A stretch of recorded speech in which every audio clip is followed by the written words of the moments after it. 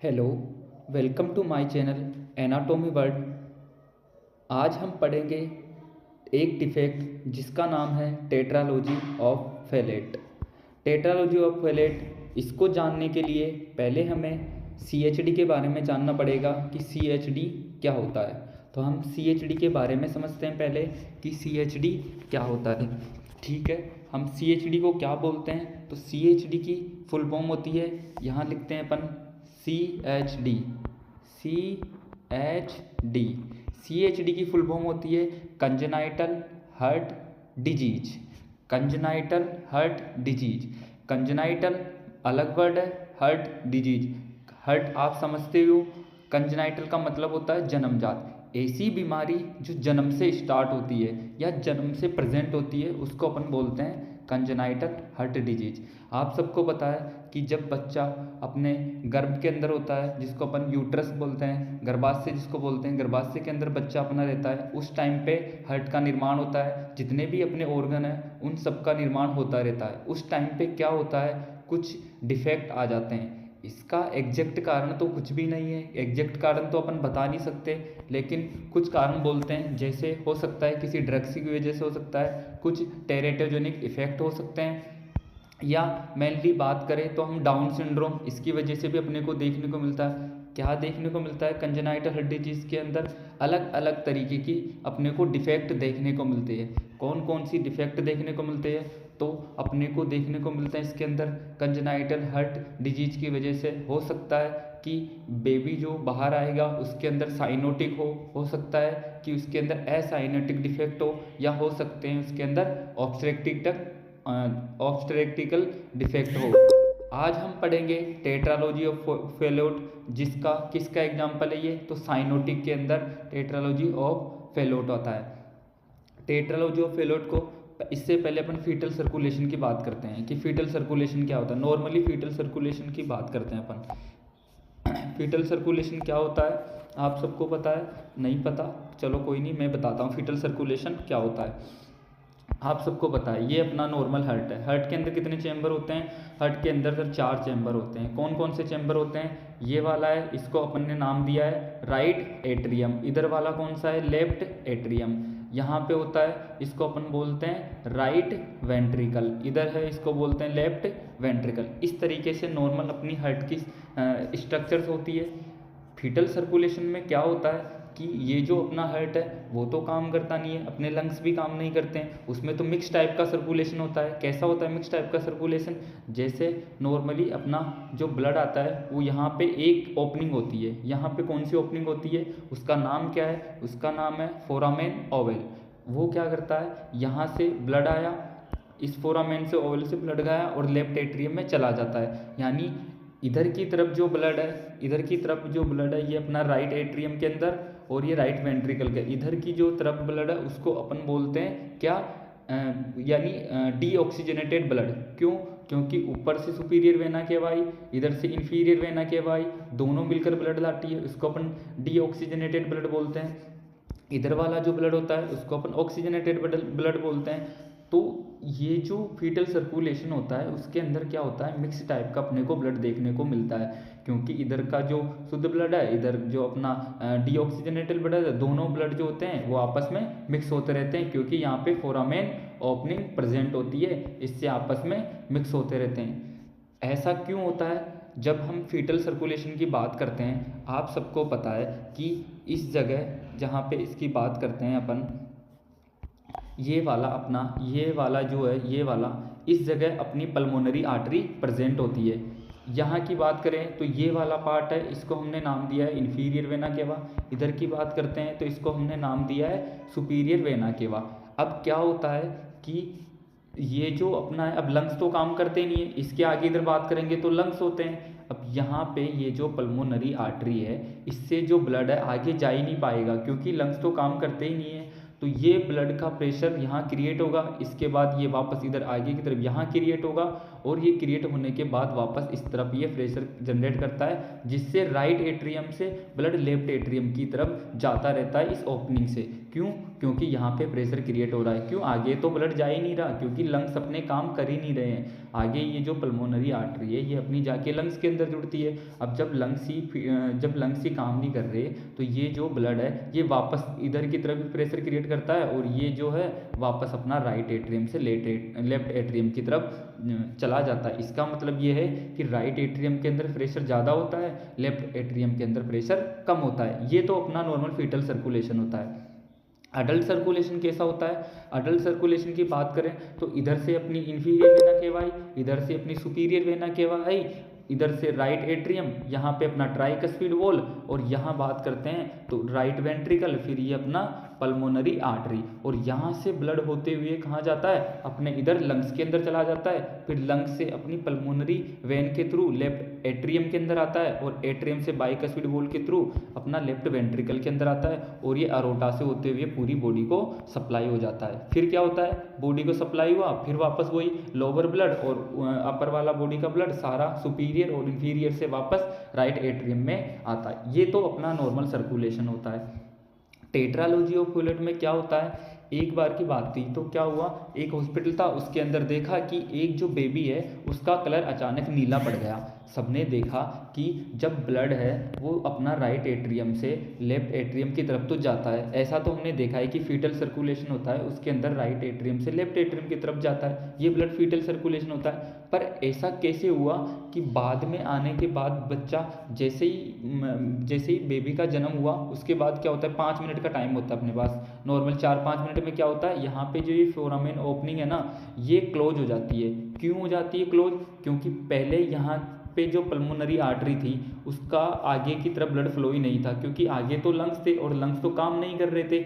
जैसे ही बेबी ने डिलीवर दिया, जैसे ही बेबी बाहर आया, आने के बाद उसके लंग्स है वो काम करना स्टार्ट कर दिए। अब क्या होगा, अब यहाँ से जो राइट एट्रियम से ब्लड आया वो राइट वेंट्रिकल के अंदर आएगा, और राइट वेंट्रिकल के बाद पल्मोनरी आर्टरी से वो लंग्स के अंदर चला जाएगा। अब यहाँ पे जो प्रेशर था वो तो कम हो गया ना, क्योंकि पहले तो ब्लड नीचे जा ही नहीं रहा था, यहाँ से आगे जा ही नहीं रहा था। अब ये जो ब्लड है वो नीचे की तरफ जाने लग गया, तो यहाँ का प्रेशर कम हो गया। यहाँ का प्रेशर कम होते ही इधर का प्रेशर ज़्यादा बढ़ गया, क्योंकि यहाँ से ब्लड गया, ये अपने लंग्स के अंदर गया, लंग्स से पल्मोनरी वेन, वेन से वापस इसके अंदर आया, इसके अंदर आने के बाद यहाँ का प्रेशर ज़्यादा हो गया। और जैसे इसका प्रेशर ज़्यादा हुआ, 4-5 मिनट के बाद इसने प्रेशर जनरेट करा, और ये जो फोरामेन ओपनिंग है इसको इसने क्लोज कर दिया। ये तो अपना नेचुरल बात है कि नेचुरल ऐसा होता है, जैसे ही बेबी जन्म लेता है, जैसे ही बाहर आता है, उसके बाद क्या होता है, अपना लेफ्ट एट्रियम के अंदर प्रेशर क्रिएट होता है और वो इसके ऊपर प्रेशर लगाता है, और ये जो फोरामेन ओपनिंग है वो अपनी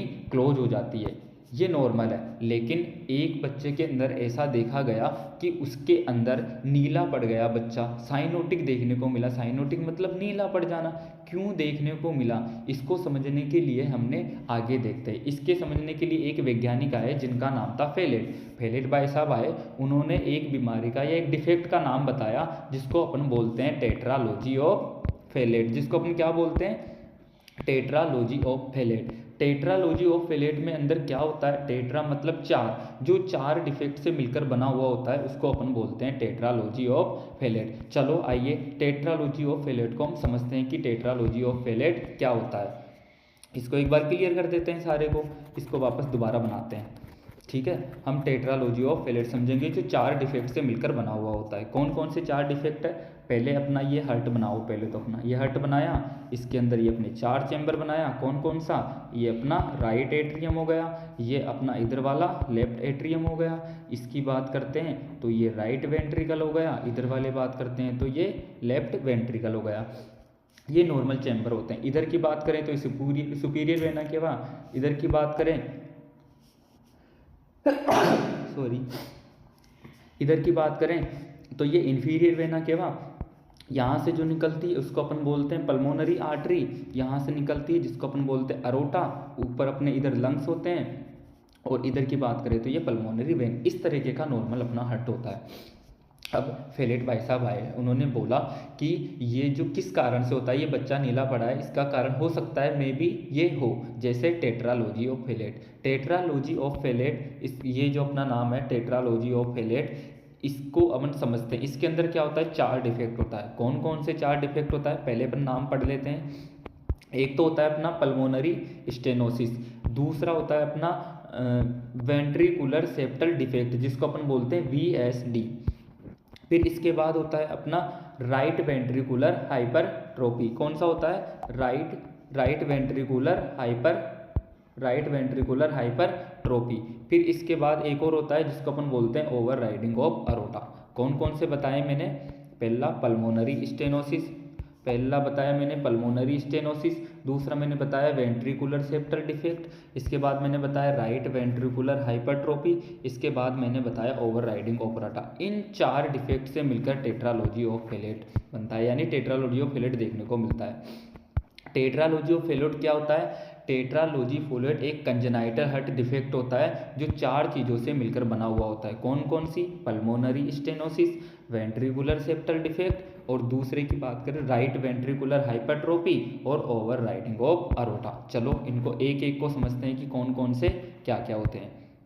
ये अपना हार्ट है, हार्ट के अंदर हमने अभी बताया right atrium, left atrium, right ventricle, left ventricle.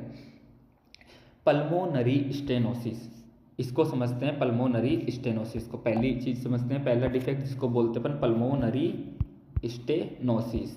Pulmonary stenosis क्या होता है, स्टेनोसिस का मतलब होता है कि जैसे मान लो ये अपना है पल्मोनरी, यहाँ पे जो प्रेजेंट होता है उसको बोलते हैं अपन पल्मोनरी वोल्व, है ना। इस पल्मोनरी वोल्व के अंदर यहाँ पे स्टेनोसिस देखने को मिलता है। इसका जो पार्ट है वो नेरो देखने को मिलता है अपने को, यहाँ पे इस तरीके से अपने को डिफेक्ट देखने को मिलता है पल्मोनरी स्टेनोसिस के। ये पल्मोनरी आर्टरी थी, इस आर्टरी के अंदर अपने को हल्का सा इस तरीके से डिफेक्ट देखने को मिलता है। अब क्या होगा, अब समझो, ऊपर से अपना ब्लड आया, कहाँ से ब्लड आया, यहाँ से ब्लड आया, अपना सुपीरियर से आया, इन्फीरियर से आया, अपना इन्फीरियर से आया, राइट एट्री में आया, इधर से ट्राइकस्पिड वॉल से ब्लड आया और यहाँ ब्लड आया। अब यहाँ से क्या होता है, नॉर्मली आगे की तरफ ब्लड जाता है, लेकिन यहाँ क्या हुआ, यहाँ पे स्टेनोसिस देखने को मिल रहा है। स्टेनोसिस मतलब छोटा है पार्ट, क्योंकि यहाँ पे स्टेनोसिस हो गया, स्टेनोसिस के बाद यानी सकड़ा हो गया है यहाँ पे, है ना, जन्म जाता है ये कंजनाइटली। हो सकता है मे बी जब ये बन रहा था पल्मोनरी आर्टरी तब तक ढई सही ढंग से बनी नहीं हो,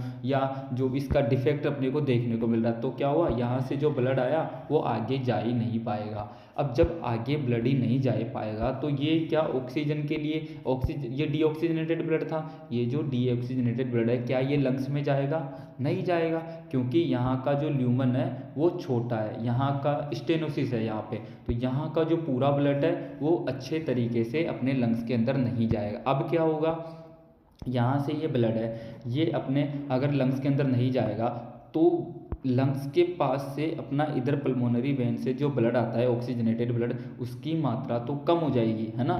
पहले तो एक नॉर्मल पाइप था, पहले बड़ा पाइप था, यहाँ पे बड़े पाइप में क्या होता है, नॉर्मली अच्छे तरीके से ब्लड जा रहा था, इधर अपने लंग्स के अंदर जा रहा था, लंग्स ने ब्लड को ऑक्सीजनेट करा, ऑक्सीजनेट करने के बाद उसने इधर भेजा और ये अपनी बॉडी को सप्लाई हो गया, ये तो नॉर्मल था। अब यहाँ स्टेनोसिस हो गया, इस वजह से क्या हुआ, यहाँ पे जो ब्लड था वो पूरी तरीके से आगे जा ही नहीं पाया। तो बच्चे के अंदर क्या देखने को मिलेगा अपने को, बच्चे के अंदर उसके अंदर साइनोसिस देखने को मिलेगा, साइनोसिस मतलब बच्चा नीला देखने को मिलेगा अपने को।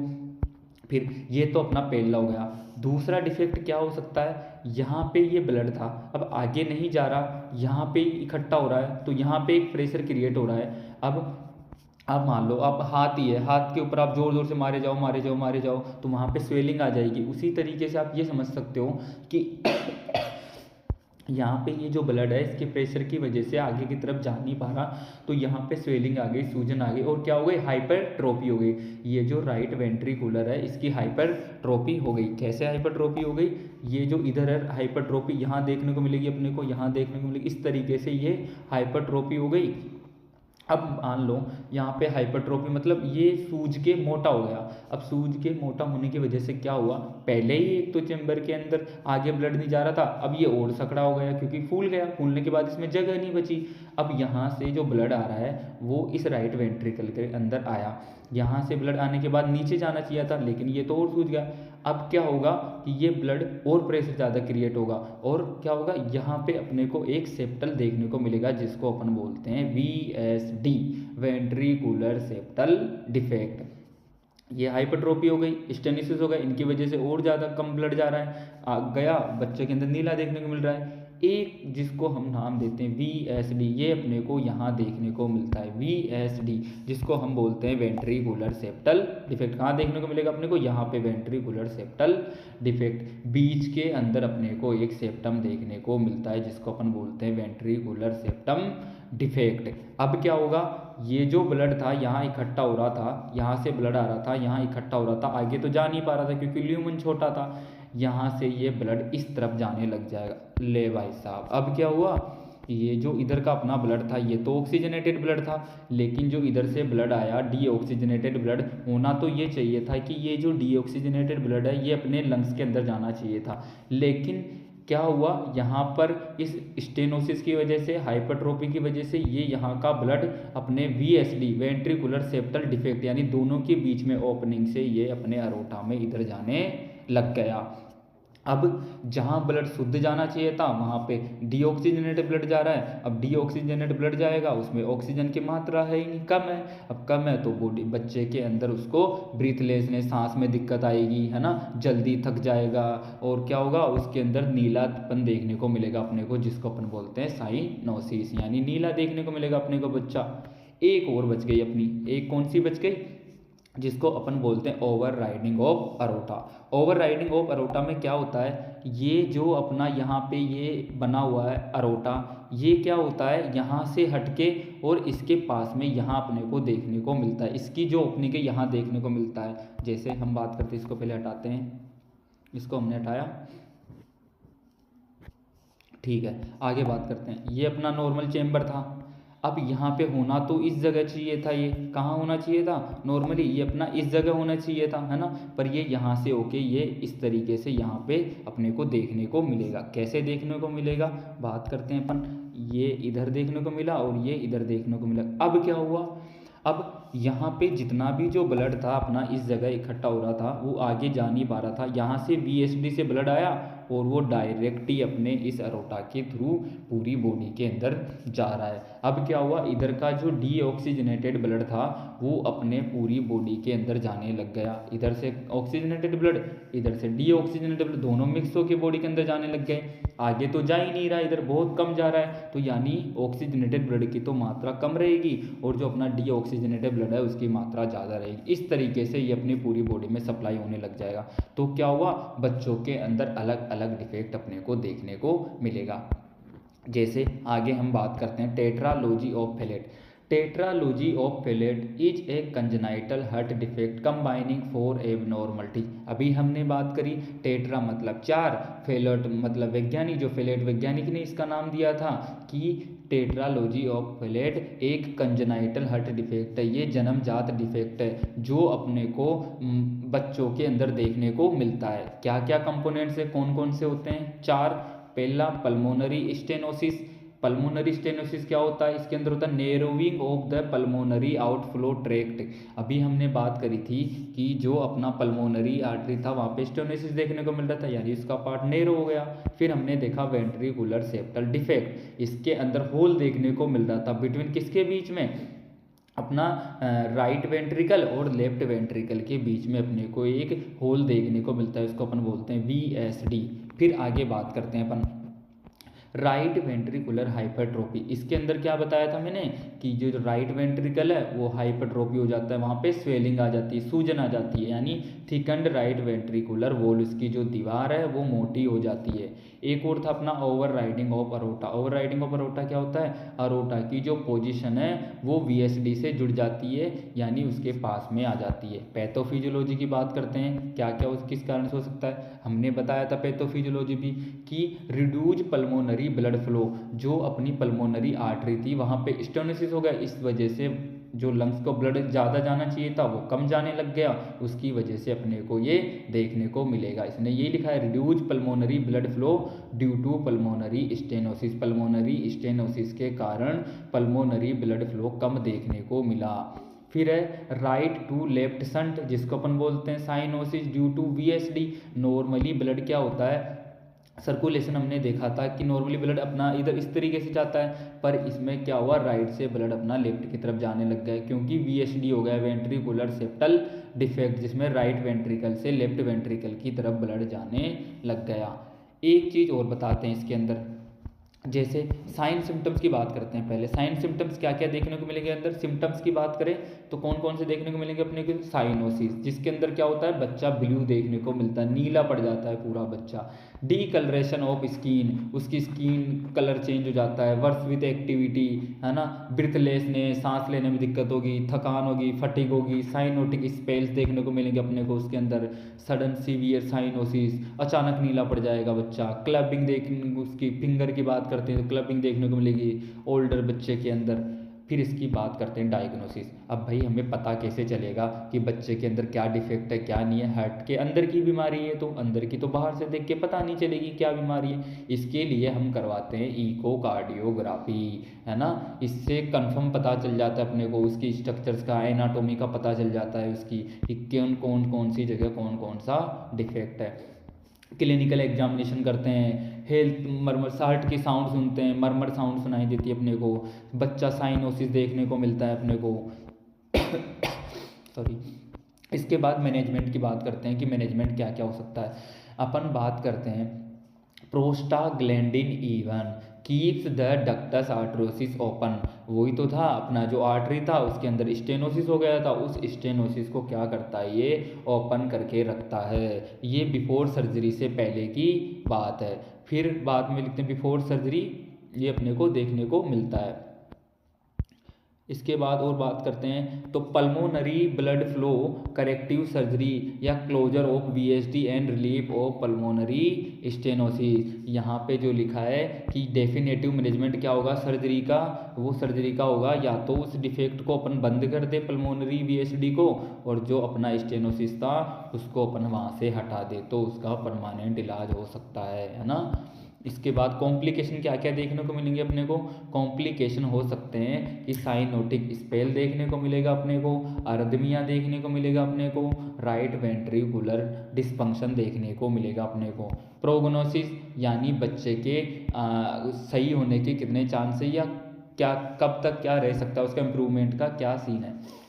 सर्जरी इम्प्रूव, अगर आपने सर्जरी करी है तो उसके आउटकम की बात करते हैं तो most patient lead normal life after surgery.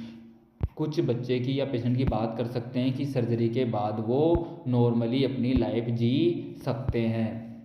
फिर इसके बाद आपको एक चीज़ और दिखाऊंगा मैं, ये जो टेट्रालॉजी ऑफ फेलेट होता है उसके अंदर अपने चेस्ट एक्सरे करते हैं तो कैसा देखने को मिलता है। ये जो एक्सरे अपने को बूट शेप का देखने को मिलता है, यहाँ लिखा है ना बूट शेप हार्ट एक्सरे। जैसे हमने एक्सरा करा तो आपको इस तरीके से ये दिखा, यहाँ से ये गया, ये आपको इस तरीके से बूट शेप का देखने को मिलेगा। जैसे ही आपको बूट शेप का देखने को मिले आपको समझ में आ जाएगा कि ये अपना टेट्रालॉजी ऑफ फेलेट है। तो अपना टेट्रालॉजी ऑफ फेलेट समझ में आया, 4 बीमारियों से मिलकर बना था। कौन कौन सी बीमारियों से, अपना पहला स्टेनोस पल्मोनरी स्टेनोसिस हो गया, राइट वेंट्रिकुलर हाइपरट्रोफी हो गया, उसके बाद अपना दूसरा हो गया कौन सा, VSD वेंट्रिकुलर सेप्टल डिफेक्ट हो गया, उसके बाद अपना हो गया कौन सा, ओवर राइडिंग ऑफ अरोटा। तो आई होप गाइस आपको समझ में आया होगा कि टेट्रालॉजी ऑफ फेलेट क्या होता है। ठीक है, अगर अभी भी कुछ डाउट है या कुछ चीज़ें नहीं आती तो आप कमेंट करिए, मैं आपके कमेंट का आंसर दूंगा। और प्लीज़ चैनल को सब्सक्राइब करिए। ठीक है, बाकी मिलते हैं अपन नेक्स्ट क्लास में। ठीक है, बाय बाय।